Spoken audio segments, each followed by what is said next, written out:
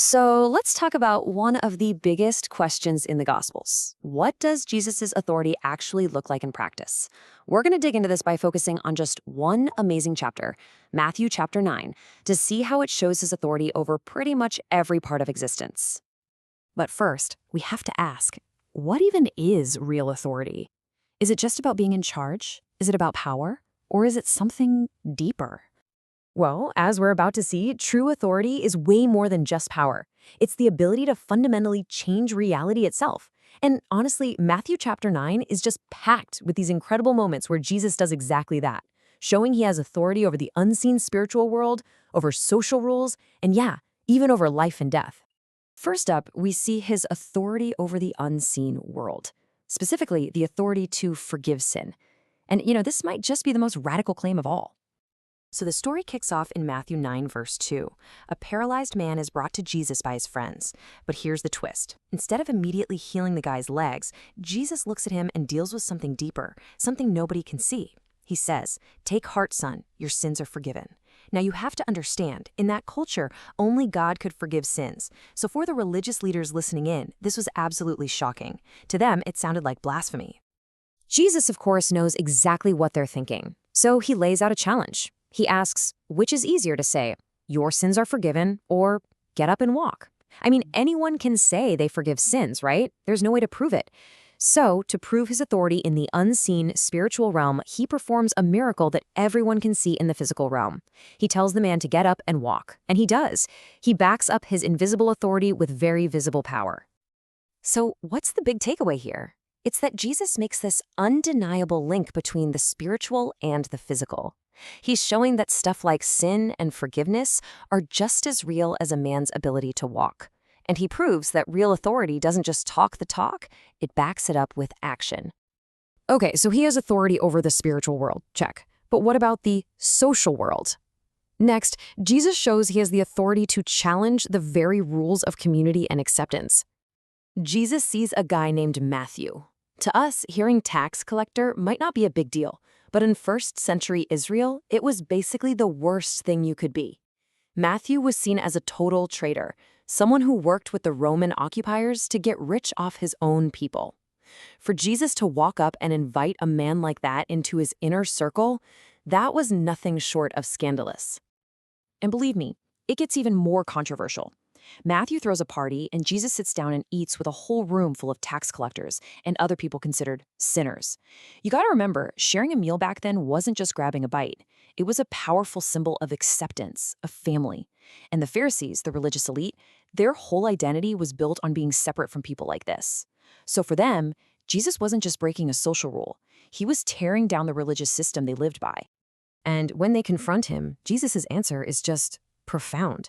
He quotes the prophet Hosea and says his mission isn't for people who think they have it all figured out.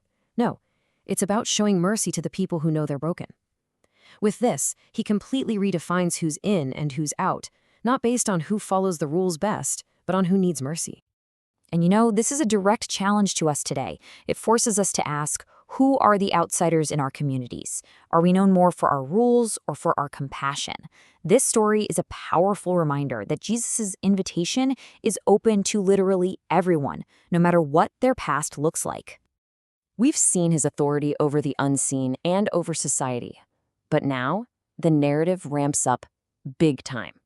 We're talking about his authority over our most basic physical realities, chronic illness and death itself. A synagogue ruler, a man with real standing in the community, comes to Jesus completely desperate. His daughter has just died, not is dying, has died. It's over.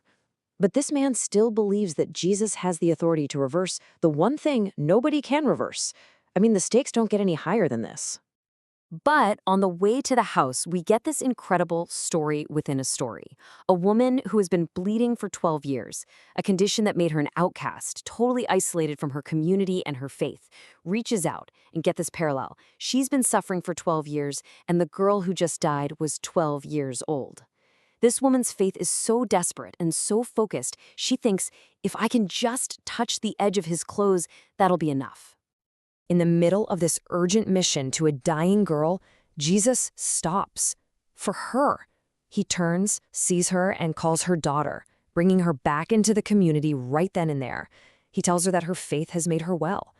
And just like that, 12 years of pain and isolation are gone in an instant.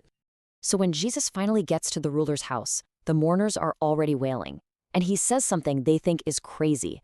The girl is not dead, but sleeping. They literally laugh at him. But he's reframing the entire concept of death.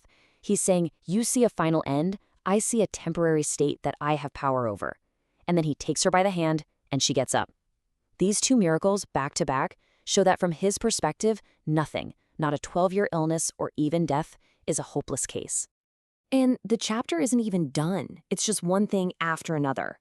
Jesus then heals a man who couldn't speak because of a demon, and the reaction from the everyday people is just pure shock.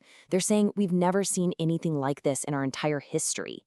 They know they're witnessing something completely new. But then you get this whiplash of a reaction. While the crowds are in awe, the religious leaders have a totally different take. They can't deny his power. It's right there in front of them. So instead, they say he's getting his power from the devil. And this right here is a critical point. The same exact event, the same undeniable display of authority, creates two completely opposite reactions. It forces a choice. You either respond with wonder and worship or with hostility and accusation. There's really no middle ground. So why? Why is he doing all this? Is it just a power trip, a show of force? Well, the chapter gives us a crystal clear answer.